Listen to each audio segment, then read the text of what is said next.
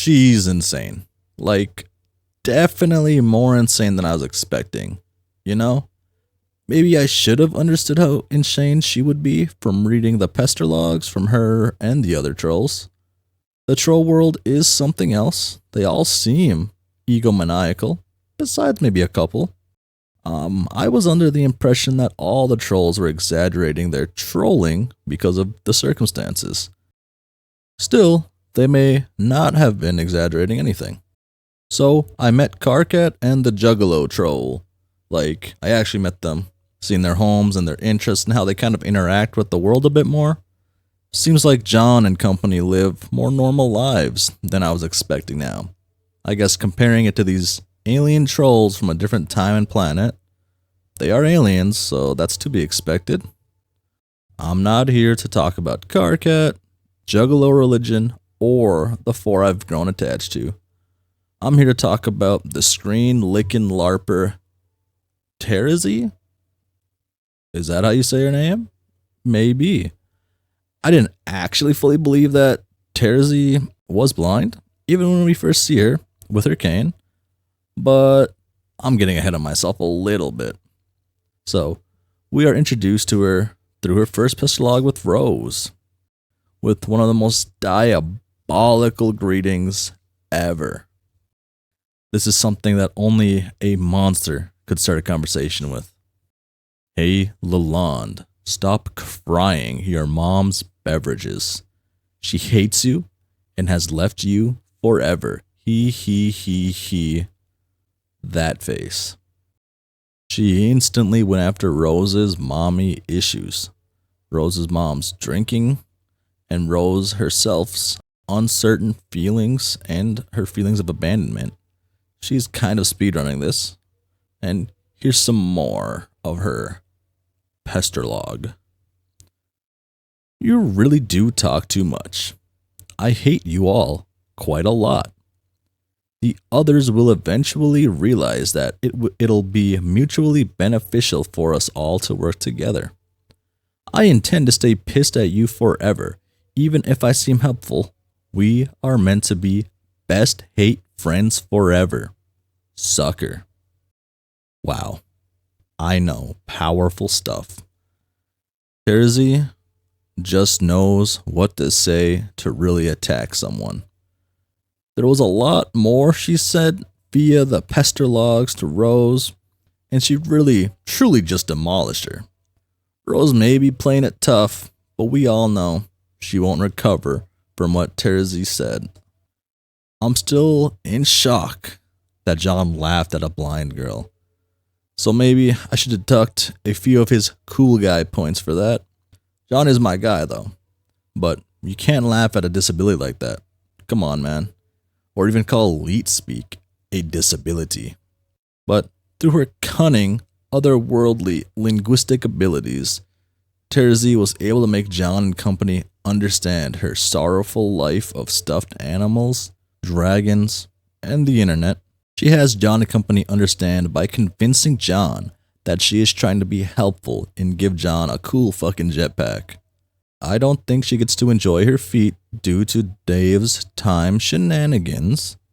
She guides John through his world and then brings him back home, giving him the jetpack code and sending him up to the gate to fight the big bad early and die.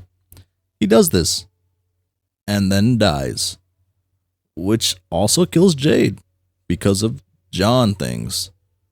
So yeah, Terezi kills John, Jade, and Rose, kind of in an alternate timeline by the transitive property. She also calls John adorable. She also seems to get some way when John tells her that Carcino said he wants her to touch his bone lump and that he is basically in love with her. She then goes on to punch him, presumably multiple times, which is very much deserved. Carcino, not John. Looking back at her past, before she even played the game, we can see that she is actually quite sensitive about being blind. So John is now somewhat of an evil person. Unfortunate times for me trying to be a John stan. I didn't think I'd have to give John some hate. Tears are forming from the ducts of my eyes. Terezi Pyrope. I forgot to describe her appearance. Red shoes, black pants, black shirts with a teal Libra symbol front and center, red shades, a set of small, sharpened, candy corn looking horns, and gray skin. She's a scaly. She collects dragon scales and decorates her place with them. As I mentioned earlier, she is a LARPer, or live action role player. She says she used to engage in various forms of more extreme role playing with some of her other friends before she had an accident. She's a Libra, or something like that, I guess. So she has a fancy for orchestrating the demise of the wicked, or I think the law. We get to see her LARP with her dolls. She's prepared a new dramatic campaign for one of her favorite scenarios, court block drama. She has put herself up against Senator Lemonsnout. Lemonsnout is a yellow dragon doll. All of her dolls are dragons. She is a prosecutor and is trying to bring justice against Lemonsnout. She interrogates him by using intimidating silence and brute force. She slaps him around a bit. She slaps him with a specific amount of force, methodically and persistently. She only stops when she can smell tears. I assume Lemonsnout must have cried a little. Why else did Terezi wrap her hand around Lemonsnout's snout and tighten her grip viciously and take a deep whiff of his deceitful smell? After this, we find out that Lemonsnout has murdered the key witness against him. My God, this man may just be able to get off the hook, but he has made a mistake in bringing the embezzled goods into the court. After Lemonsnout dropped the embezzled beetles, Terezi requests a short recess so the citizens may go outside and puke. After the recess, Terezi does something most foul indeed. Terezi flips a coin to decide the fate of Lemonsnout. This monster could be set free depending on the outcome of this flip. Using a coin to choose after all of this doesn't feel right. As the coin is midair, Lemonsnout, like I was when I was reading, was sweating bullets. I mean, how am I supposed to sleep at night if this monster is let go? But I assume Lemonsnout is sweating bullets because his case is on the line, his life even. The coin lands on the side he needed to get off. But in some sick game, Terezi uses her ability of not being able to see to make some diabolical play. What she says to Lemonsnout is more intense than any outcome I could have seen. Coin? What coin? Surely you jest, Mr. Senator. Prosecution sees no coin. Even the evil Jack guy kept his word. Still, Terezi is willing to play underhanded games as a form of amusement when she knows they will have no impact on the outcome. The scent that this gives off must be something quite good.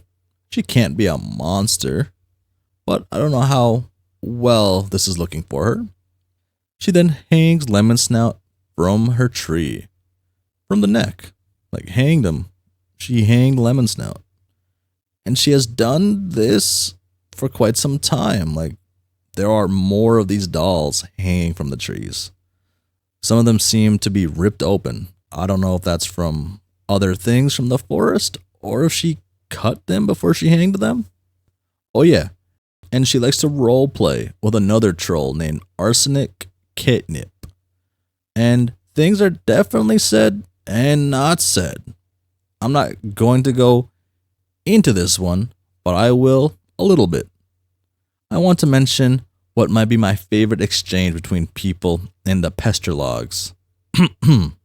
And the other one to blow you a kiss. GC, with a mighty whisk of her mighty tail, plucks the kiss out of the air mightily. GC pockets the kiss in her enchanted rucksack for later, to do something magical. Yes, make goblin wishes come true. AC. Yes. AC finds that to be the most admirable use of a kiss. So Terezi, aka Gallows Calibrator, may have become my favorite character in the short amount of time I've been with her. She's not better than John just yet, but with the way this boat is sailing, it's looking like she will top John. I like Terezi, and this is a semi-convoluted way to say that. I'll improve at discussing characters who spark my interest and explore them in more nuanced ways. I am loving Terezi right now, a little too much. Will I like the trolls more than John and company? I'm not sure if you do, but thanks for listening to me say almost nothing about the character I'm loving at this moment. Is this kind of a thing people want to see? This video is a mess, as always, but feel free to leave a comment, like, and subscribe. Until next time, bye.